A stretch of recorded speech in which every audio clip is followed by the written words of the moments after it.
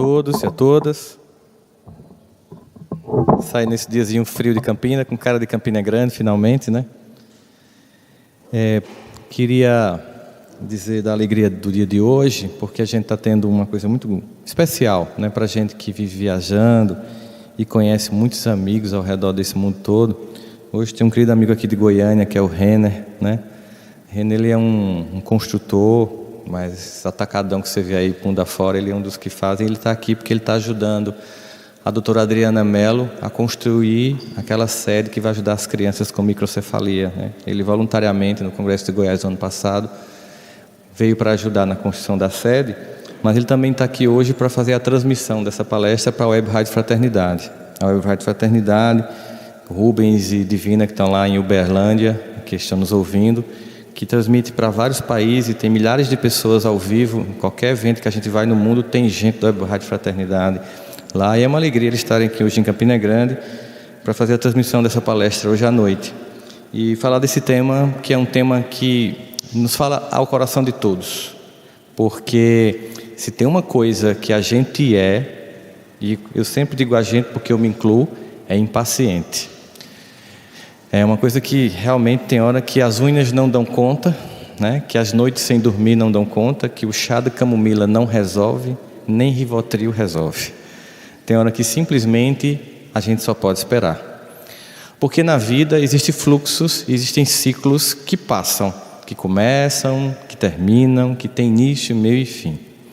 Então, a melhor forma da gente lidar com a vida é entender, respeitar e aproveitar o ciclo em qualquer um dos movimentos.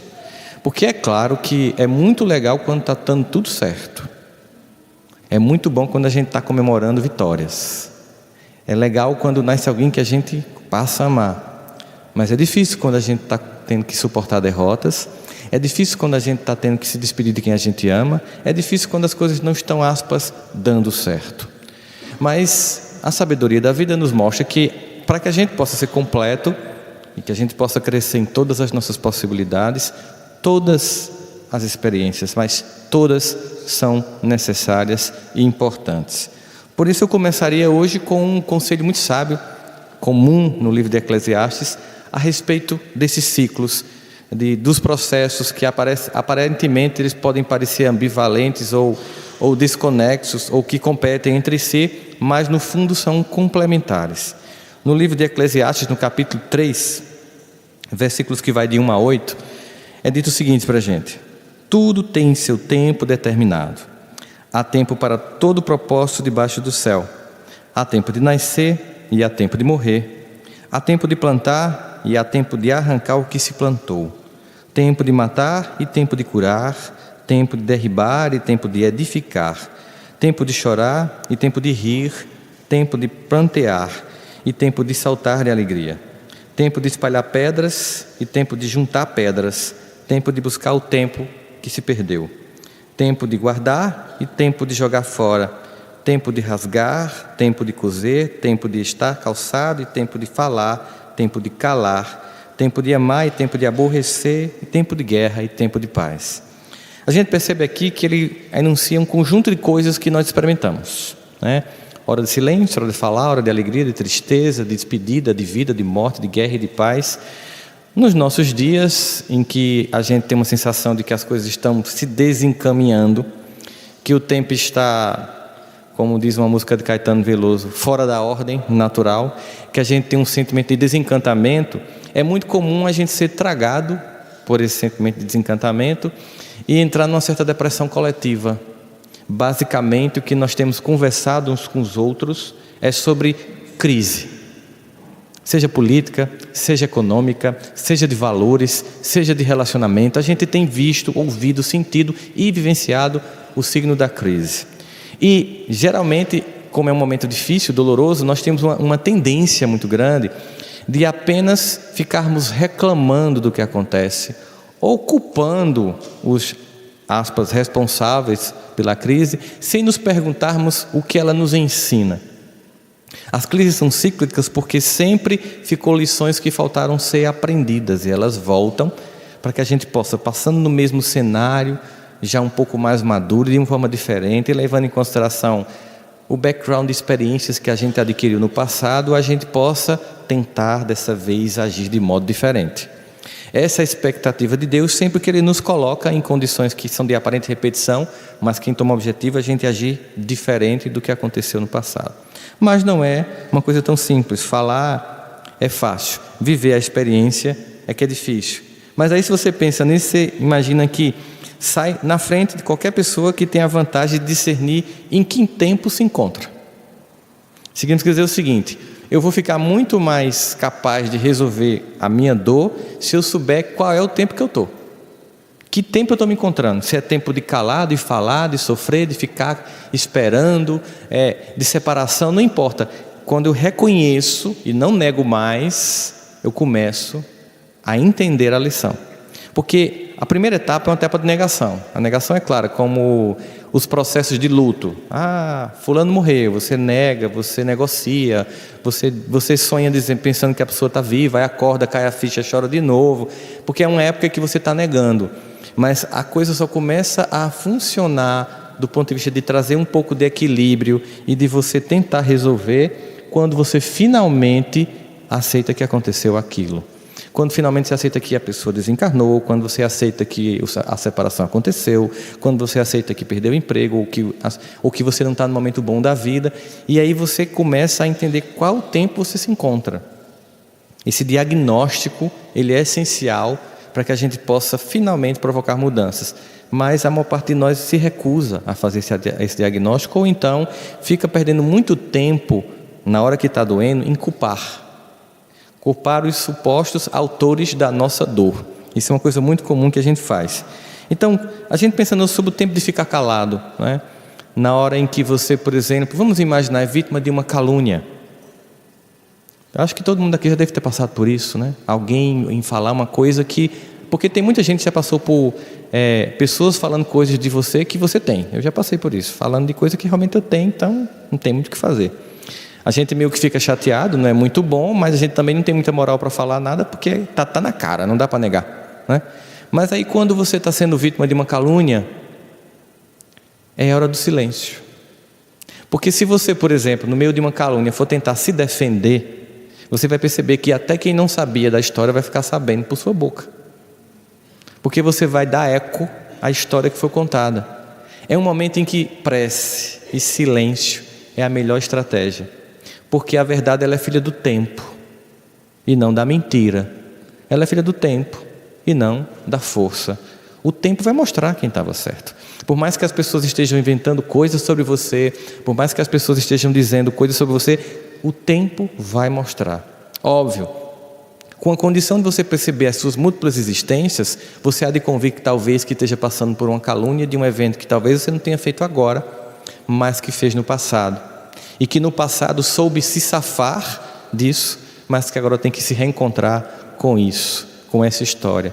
Mais ainda a necessidade do silêncio, de uma aceitação que não quer dizer que você vai ficar parado, porque você está agindo de um outro modo. Ao invés de ir para o embate com um caluniador, que pode ser uma calúnia afetiva, uma calúnia de trabalho, uma calúnia moral, ao invés de ir para o embate com a pessoa, você vai esperar que o fogo baixe, porque vocês já devem ter feito isso, resolver inflamado, resolver com raiva, já devem ter passado por isso, assim, você está muito mal, está muito irritado e vai tentar resolver, geralmente não dá certo. Por isso que tem um ditado que diz que a gente nunca deve prometer feliz, nem decidir triste. Nesse tempo de silêncio, a gente tem que ficar realmente em silêncio, para dar significado ao que aconteceu. Por que eu estou passando por isso? Que gestos e atitudes minhas me levaram a esse ponto? De que modo eu vou passar por isso? Qual a estratégia mais digna, mais decente, mais até grandiosa de ultrapassar por essa etapa?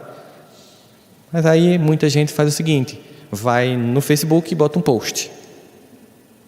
E esculhamba com alguém que quem está lendo fica, será que está falando para cicrano?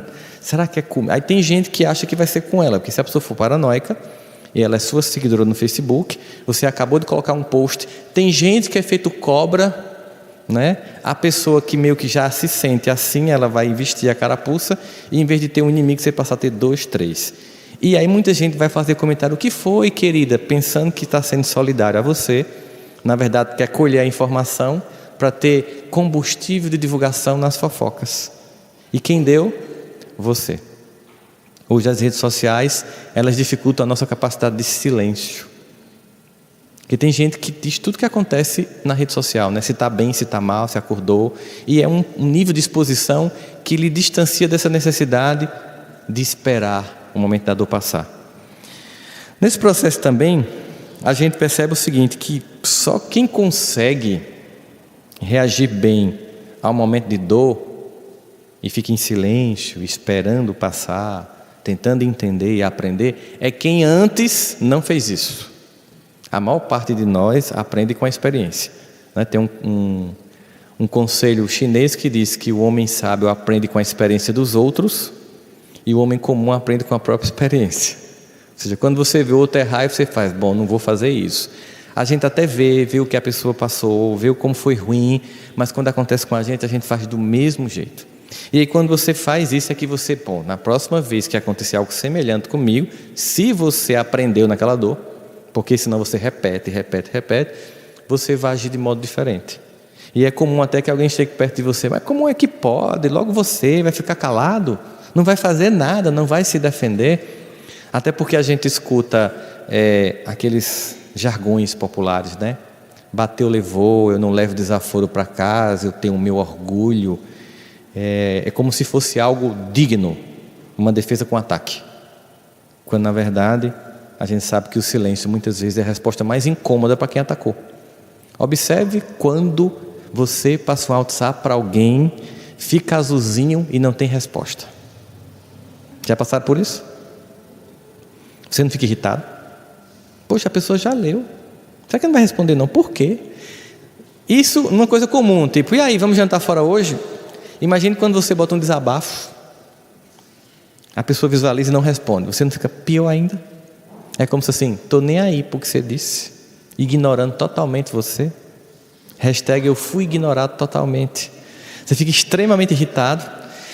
Mas é exatamente isso: quando você fica em silêncio com a agressão do outro, o outro não tem o combustível que você fornece com um revide. É um processo que Mahatma Gandhi deu muito bem quando chegou e propôs para os indianos fazer aquela revolução pacífica. Não devolver a agressão dos ingleses com uma agressão que apenas atiçava fogo de um lado e do outro. Não é fácil ficar em silêncio quando estão te denigrindo, quando estão te caluniando, mas é a melhor saída, porque rapidamente a verdade ela é cristalina, não dá para esconder muito tempo. E a pessoa que inventa coisas, ela sempre, tipicamente, é uma pessoa maquiavélica.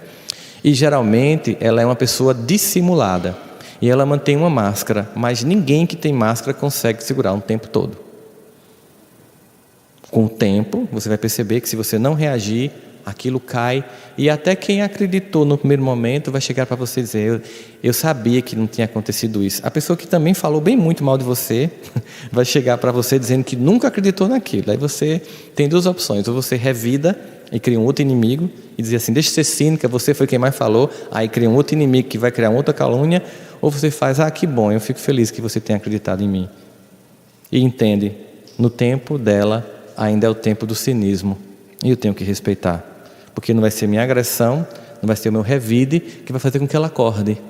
Talvez ela só vai acordar quando ela passar por isso também, como talvez eu só esteja acordando agora porque eu estou passando por isso. Ou seja, as experiências de dor que passam, elas passam para ensinar, todas as experiências. Mas esperar incomoda. Vamos combinar que é um negócio difícil. Ela deixa a gente inquieto, deixa a gente angustiado. A gente não consegue dormir. A gente fica triste. A gente às vezes desacredita das pessoas. A gente perde a esperança nas pessoas. A gente às vezes fica tão chateado com o que aconteceu, ou qualquer coisa do tipo, que a gente começa a achar que todo mundo faz parte de um complô contra nós. É um momento bem de deserto. Ao mesmo tempo, as poucas pessoas que a gente resolve desabafar, em algum momento podem simplesmente não suportar a repetição. Porque quando a gente está passando por uma dor muito grande, a gente tem uma tendência muito profunda de repetição. E as pessoas vão se afastando. E muitas vezes nós fazemos isso porque no fundo, nós não nos amamos e não nos aceitamos. Então a gente cria um monte de circunstância para provar que é o mundo que não nos ama e não nos aceita. E isso é uma forma de criar uma justificativa para fazer algo ruim contra você. Se destruir num suicídio, numa depressão profunda, numa desistência da vida, de qualquer forma é assim. Eu no fundo sou quem não me perdoa. Eu no fundo sou quem não me aceito e acho que o mundo é que não me aceita. A primeira coisa que com relação ao que tudo passa é que eu preciso aceitar que meus defeitos, eles também um dia vão passar. Não vão ser mágicos, mas vão passar. Se eu ficar me punindo porque não consegui mudar ainda, eu não vou ter energia para fazer o movimento correto. Muitas vezes a gente tenta conter o defeito. A gente tenta criar uma represa, porque a gente imagina que aquilo que a gente faz de ruim é o que provoca toda a nossa dor. Aquele é um ponto da personalidade, de fato, que a gente está aqui para trabalhar. E é isso, trabalhar num processo que pode durar toda uma vida. E aí, se eu ficar concentrado no meu ponto negativo, no meu defeito, eu vou dar ele uma ênfase tão grande, mas tão grande, que ele vai fazer uma metástase psicológica na minha vida. Aquilo vira um câncer. Eu passo a me olhar a partir do que eu faço de ruim, sem conseguir enxergar uma única virtude, sem conseguir enxergar um único ponto de luz. E fico me olhando apenas no ponto da minha queda. Os personagens que Jesus encontra no caminho, aqueles que a gente escuta há milênios, aquelas histórias, né? A samaritana do poço, Zaqueu, o cobrador de impostos, a mulher adúltera, tantos personagens, eram personagens que todo mundo via a partir do defeito. E que a própria pessoa se via a partir do defeito. Até que chegou o Senhor das virtudes e lançou um olhar de misericórdia e de entendimento, de enxergar naquela alma muito mais do que a queda, mas a possibilidade que todos temos de se erguer. E olha, os personagens não necessariamente contiveram, mas eles iniciaram um trabalho de desenvolver as outras áreas funcionais da vida. Muitas vezes eu tenho que entender que eu tenho que ter a paciência de perceber que eu não vou conseguir amanhã deixar de fazer isso que está errado, que está me incomodando, ou que está atingindo as outras pessoas. Eu não tenho força para amanhã deixar de fazer isso, porque eu estou focando energia tentando reprimir uma coisa que eu não estou conseguindo. Aí eu aceito e começo a trabalhar as virtudes. Aí a primeira coisa do aceitar-se é ter uma conversa franca com o papai. Essa relação com Deus, ela precisa ser todo dia desenvolvida, e ela não tem uma hora marcada. Você pode conversar com Deus a qualquer momento. Você pode conversar com Deus indo para o trabalho, tomando banho, numa esteira da academia, onde você quiser, você pode estar conversando com Ele. Mas se tem uma coisa clara com relação à questão daquilo que a gente não consegue fazer passar, que é algum defeito muito grande na nossa vida, é dizer para Deus por que a gente tem aquele defeito. E só tem uma resposta, que Ele já sabe, mas é preciso que a gente meio que confesse. Não é nem para Ele, é para a gente. A gente tem que dizer: eu continuo fazendo isso porque eu gosto. Não adianta fazer de conta que não gosta. Eu continuo fazendo isso porque eu gosto. Mas eu sei que um dia eu vou conseguir não sentir isso. Por enquanto não adianta eu mentir para mim, nem para você. Mas me ajuda, enquanto eu continuo gostando disso, qualquer que seja o defeito que a gente tenha, a desenvolver outras áreas da minha vida em que eu possa construir virtudes. Virtudes que possam inicialmente compensar esse defeito e um dia finalmente possam ser o lugar, a fonte e o recurso que eu vou ter para poder vir finalmente aqui acolher essa criança interior que usa esse defeito como algum tipo de forma de se sentir importante, algum tipo de forma de chamar a atenção, algum tipo de forma de ocupar um espaço de privilégio, nem que seja para o outro temporário. É sempre uma criança não acolhida que está ali pedindo: olha para mim. Então, quando esse ser meu mais adulto, esse meu lado mais maduro acontecer, eu vou ter o tempo correto de voltar e me encontrar com a criança interior minha, acolher, cuidar e fazê-la andar mais madura. Portanto, é preciso ter paciência e entender que tem tempo para superar deficiências. Óbvio que do outro lado tem quem queira que a gente desista. Quem queira nos convencer de que a gente não tem jeito. Quem queira nos convencer que a melhor saída é sair de uma coisa que a gente jamais sai, da vida. Ninguém sai da vida. Não adianta adiar. Mas é importante usar a energia de contenção para uma energia de desenvolvimento. Ao invés de repressão da deficiência, desenvolvimento da virtude. E aí, finalmente, um combate às más inclinações, como está posto no Evangelho, para todos nós. Nesse momento em que as coisas estão difíceis, a gente até esquece as lições que a gente aprendeu sobre o que aconteceu no passado. Saber esperar não é se acomodar às circunstâncias que a gente está encontrando no momento. Não é que eu estou dizendo, não, eu não tenho muito o que fazer, é saber aguardar o momento certo de agir. Não é que eu não vou agir, não é que eu desisti, é que não é hora de ação. E todo mundo já deve ter passado aqui por uma experiência de insistir e fazer sem ser no tempo certo. E sabe que não deu certo. Eu lembro que uma vez eu estava muito afim de dar aula numa outra cidade, para poder ter uma visibilidade naquela cidade maior, e eu criei toda uma circunstância que eu sentia que não era apropriada, mas a gente tem um certo nível de livre-arbítrio, e eu consegui ir dar aula lá.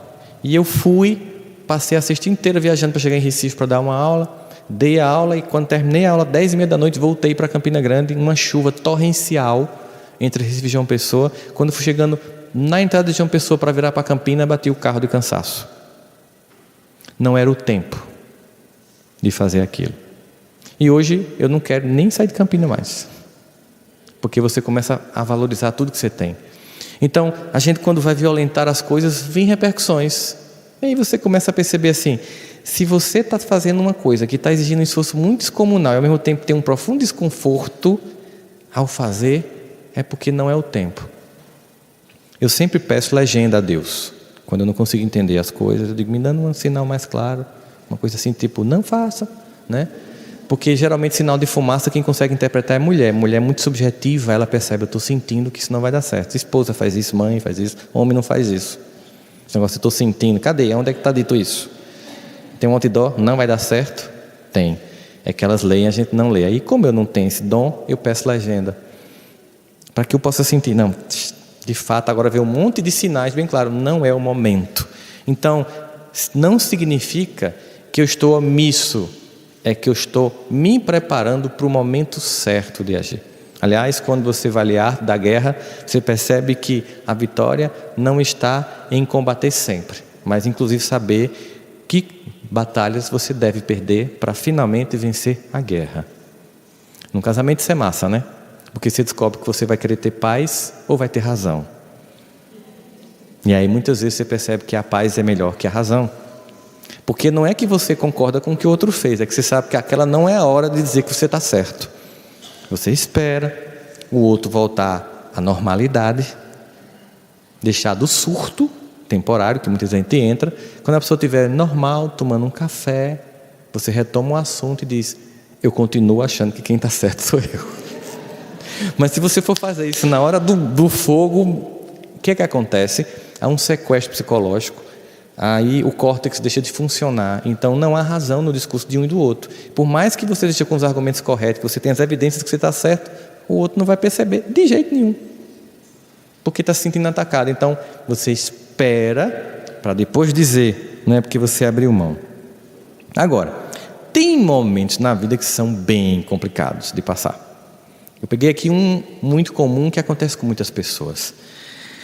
Tem momento que, por mais que você esteja bem intencionado, por mais que você seja competente, por mais que você seja capaz, e por mais que você esteja dando o seu melhor, ninguém reconhece. Já passaram por isso?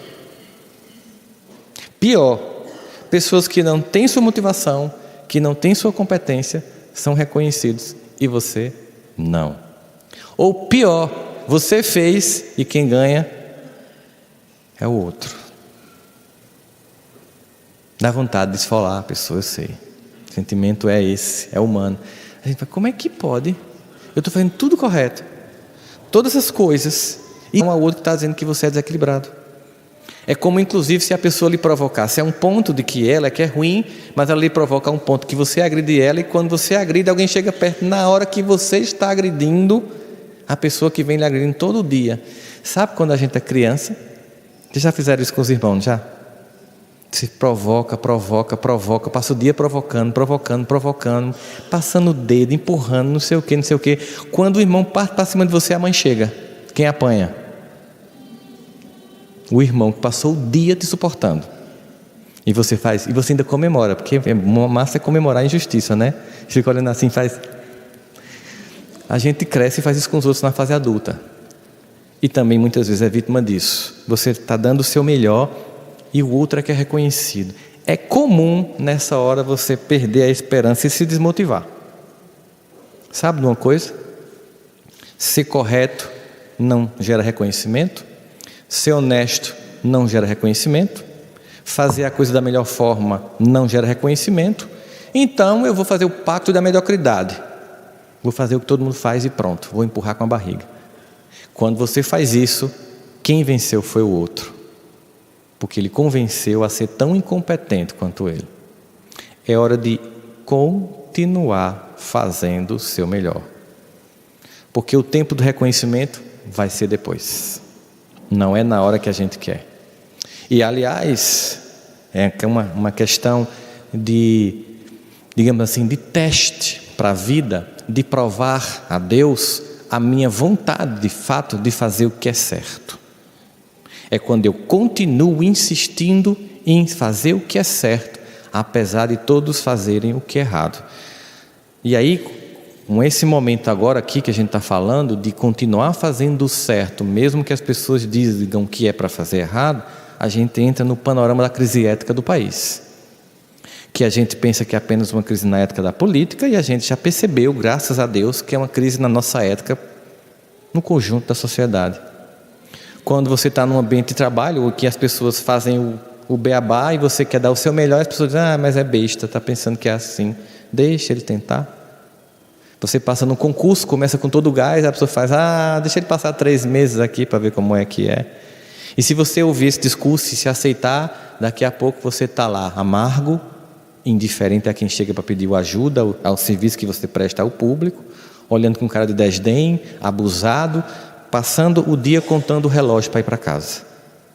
Porque você perdeu a função da sua vida. Função é servir, não importa onde. Mas aí você foi capturado pelo discurso do desestímulo, capturado pelas pessoas que não dão o seu melhor e vive num ambiente de amargura, em que por causa disso, esse cesto de cobras vira um verdadeiro butantã de trabalho. E essas pessoas passam o dia a destilar veneno, ironias, fofocas e autodestruição. E só tem uma forma de você não participar desse butantã. É não entrar nesse jogo e continuar fazendo o seu melhor aonde você estiver. Porque o reconhecimento vai vir. Não agora, talvez não nesse ambiente. Mas quando você faz o seu melhor, as pessoas veem.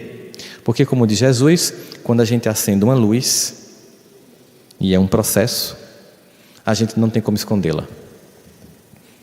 Não tem como botar debaixo de uma mesa. Quando acende uma luz, ela vai ser vista, é impossível, ele até usa, é impossível esconder uma cidade em cima de uma montanha.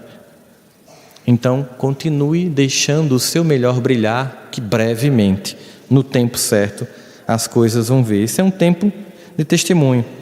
É um tempo em que você vai só doar-se e não vai receber.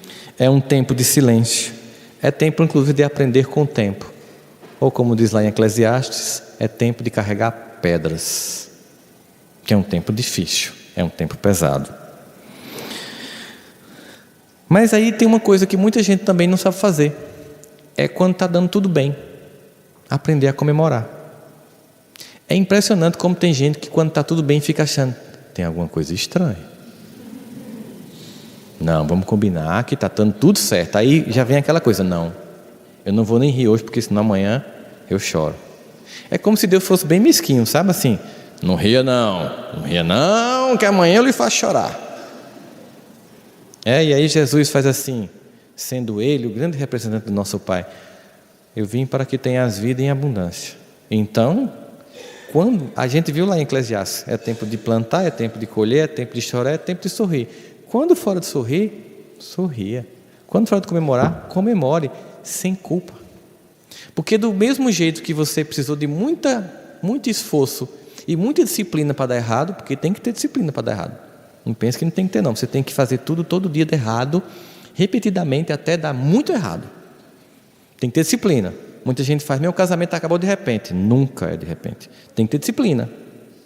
Para um casamento acabar, você tem que ser altamente focado e disciplinado. Você tem que todo dia fazer ironias. Você tem que todo dia ser indiferente. Você tem que todo dia falar do outro na frente dos outros. Você tem que fazer isso durante uns anos, até que um dos dois não aguente e saia. Você tem que ser indiferente. Você pode não falar, você pode não dialogar, até que aquilo vai virando tão seco que em algum momento alguém sai.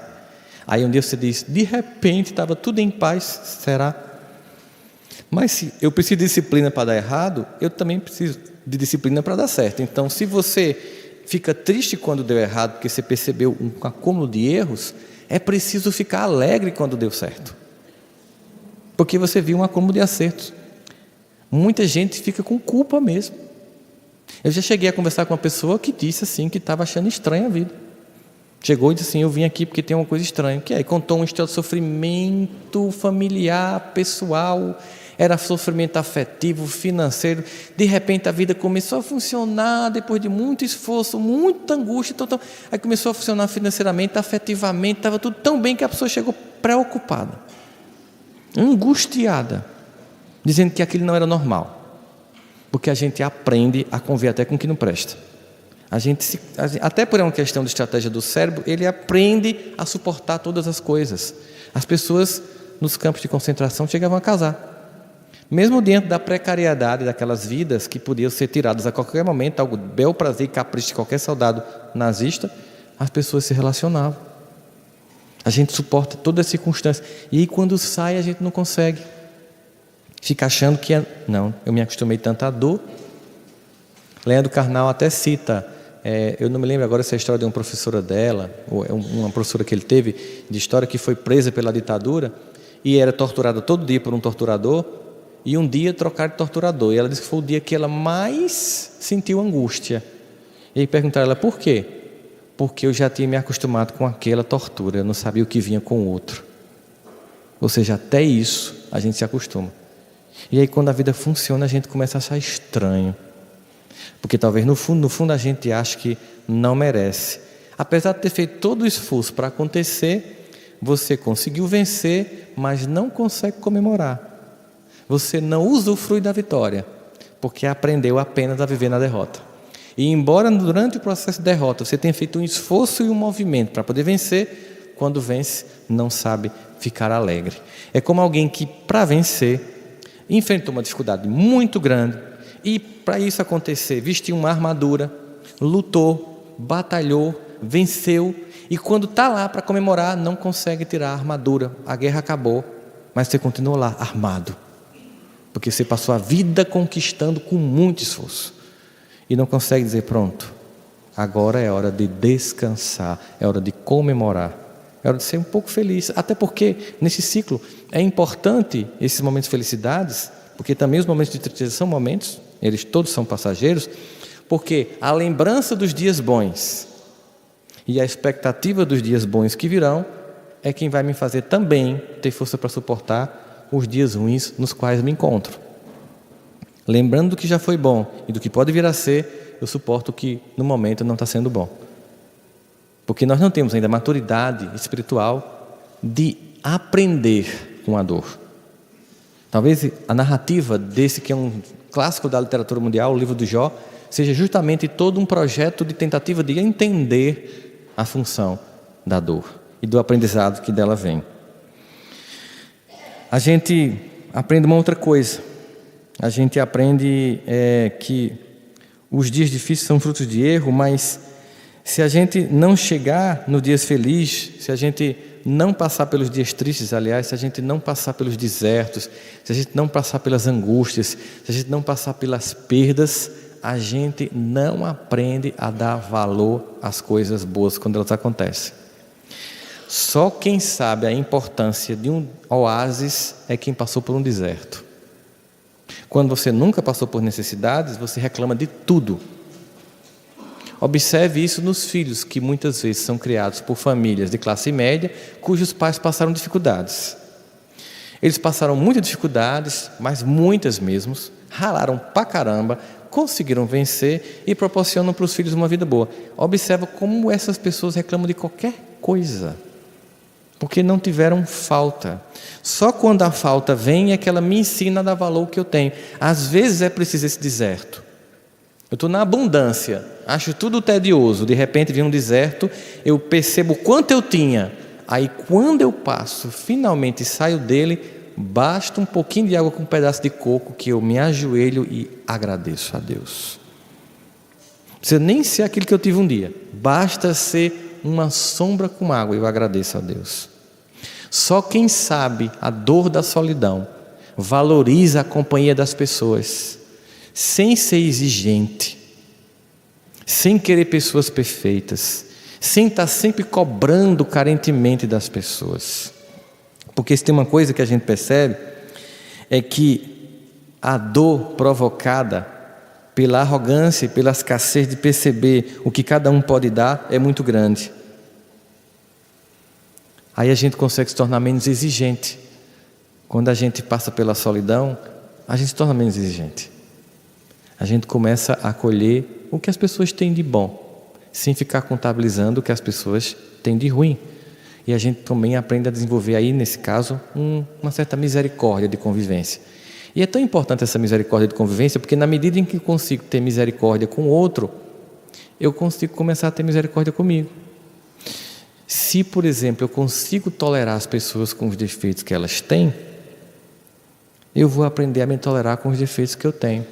Porque tem gente que faz o movimento inverso, aprende a se tolerar e com isso tolera os outros. É também um movimento bem-vindo. Mas tem gente que faz um movimento diferente, aprende a tolerar o outro, já que ela se culpa demais, se destrói demais, então ela aprende a tolerar o outro como é, e aí ela se tolera. Se existem pessoas que você ama, que você diz as coisas, a pessoa faz tudo errado, aí você diz de novo, a pessoa faz tudo errado. Aí tem uma hora que você entende, não adianta, não está no tempo, não aprendeu, vai errar de novo. Tem hora que você começa a rir, porque a pessoa está fazendo tudo de novo, mesmo sabendo que vai quebrar a cara, e você faz, não posso fazer nada agora, eu vou rir, vou fazer pressa e esperar chegar quebrado. Aí você percebe o seguinte, que quem ama não desiste. Bom, se a gente que é humano e falha não desiste de quem a gente ama, imagina Deus. Acha que Ele desistiu da gente por causa de defeitos? Por causa do nosso lado obscuro? Não conhece Deus então, né? Não conhece um Pai que ama infinitamente e incondicionalmente. Não conhece um Pai que jamais desiste. Mas Ele não pode fazer muita coisa se a gente resolver desistir da gente. No primeiro momento fica difícil. É preciso essa aceitação, essa misericórdia para consigo, esperar o tempo da deficiência passar, investindo agora nas virtudes que tem. É um movimento que a gente vai fazendo. Então você aceita com gratidão as pessoas sem fantasias, sem condições, fica menos exigente e fica leve, porque quando você fica menos exigente, fica leve. Observe que quando a gente está exigente, tudo é difícil. Vocês já receberam visitas exigentes em casa? Tiveram a oportunidade? Você dá o seu melhor, se esforça, vai lá, arruma a casa, às vezes sai do seu quarto, né? Vai dormir no outro quarto mais precário. Chega uma pessoa e nada do que você faz agrada. A pessoa ou reclama mesmo, ou ela olha com cara de desdém a todo o seu esforço de dar o seu melhor. Tem gente que é assim. Tem gente que por mais que você faça não agrada. Você está do meu esforço e não adianta. Porque a pessoa ela é exigente. Porque no fundo é com ela mesma que ela é exigente. Nada agrada. Ela olha assim se o copo está limpo. Se tiver uma xícara que não está combinando com o pires, ela já olha assim, tipo, não é um restaurante francês essa casa. Tem pessoa que se comporta assim na vida toda. ela é exigente em tudo que faz, mas não é uma exigência no sentido da disciplina de fazer o melhor, é de querer fazer perfeito.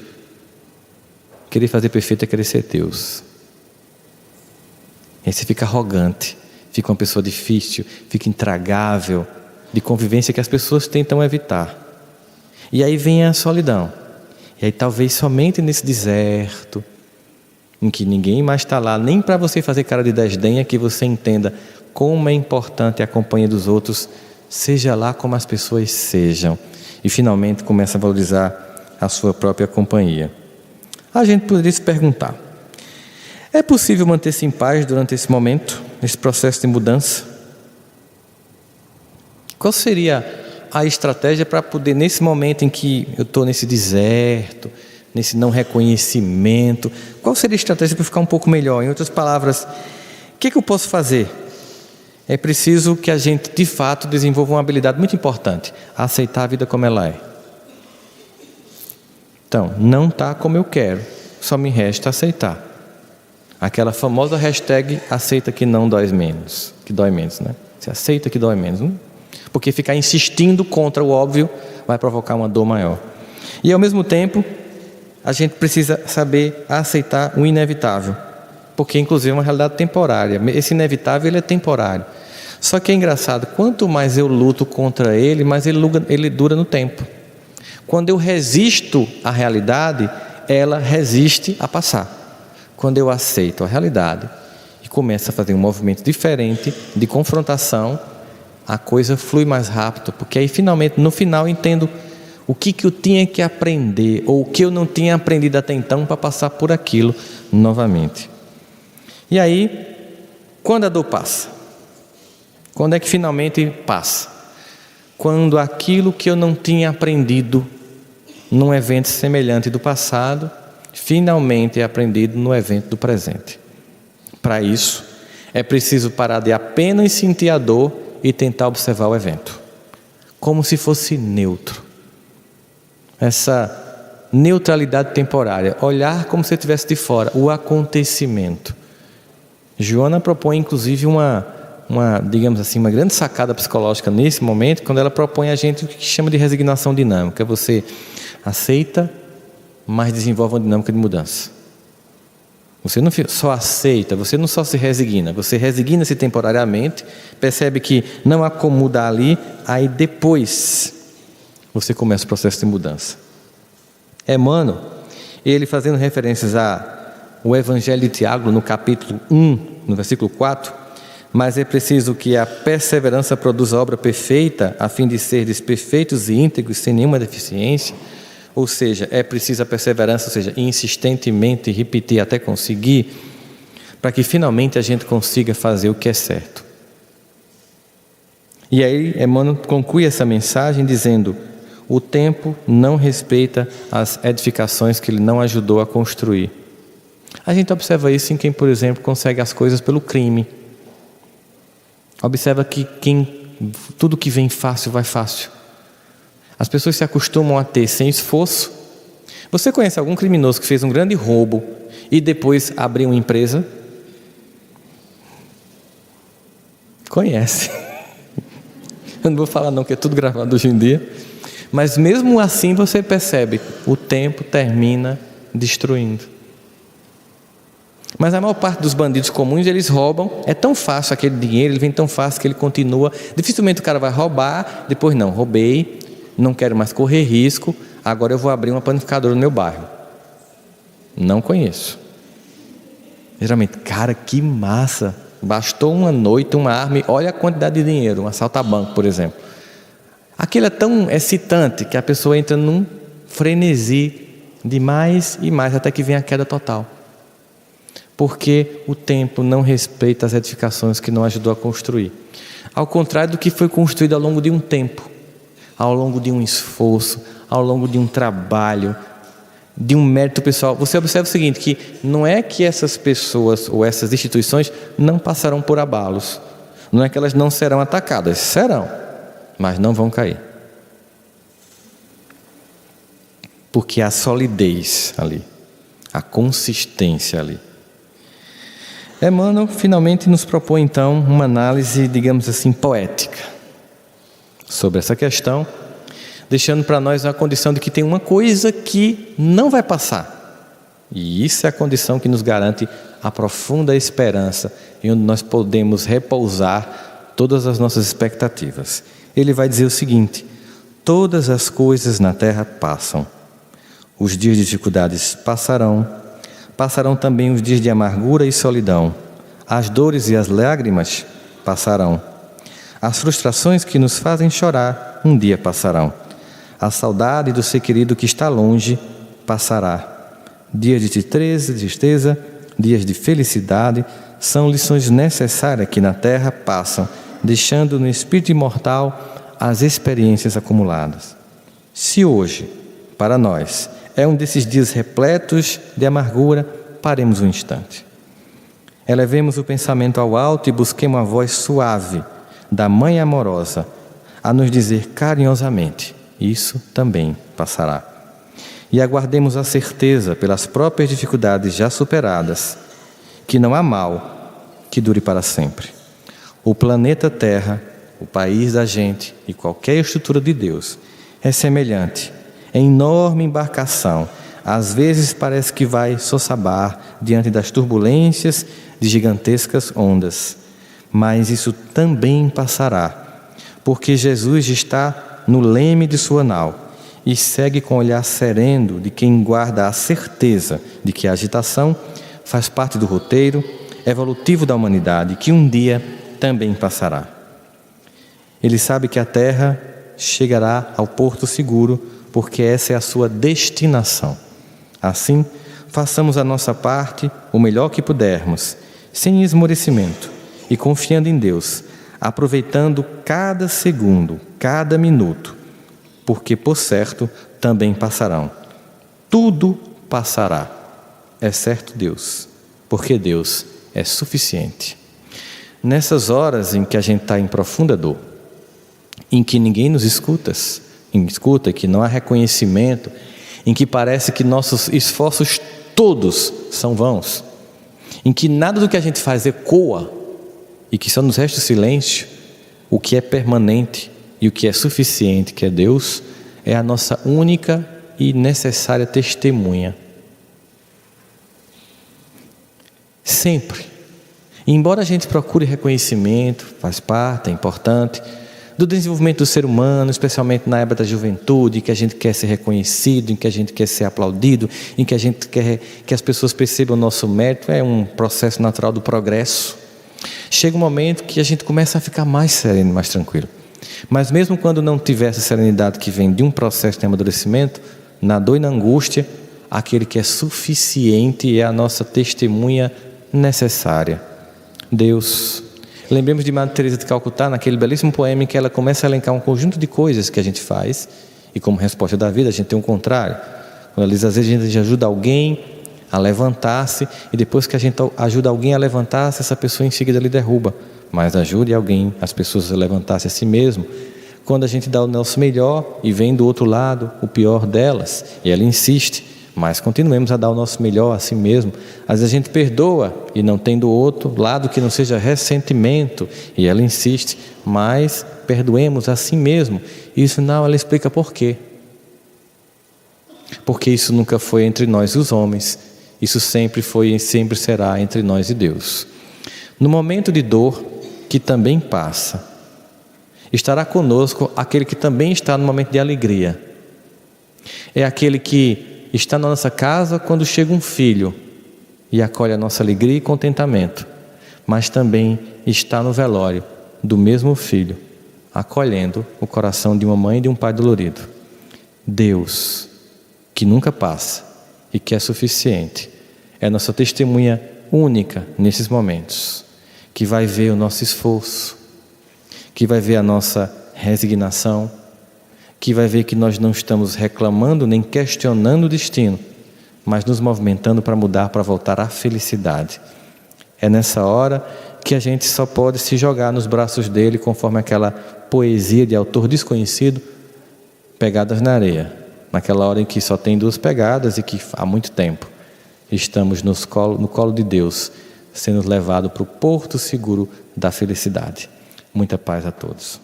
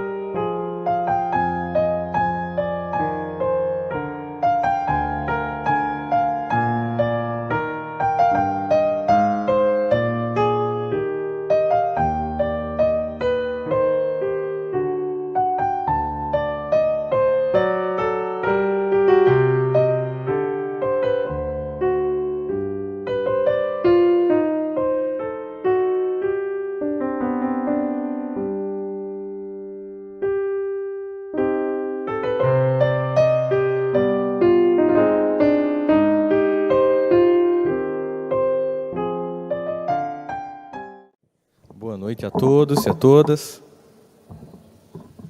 Sai nesse diazinho frio de Campina, com cara de Campina Grande, finalmente, né? Queria dizer da alegria do dia de hoje,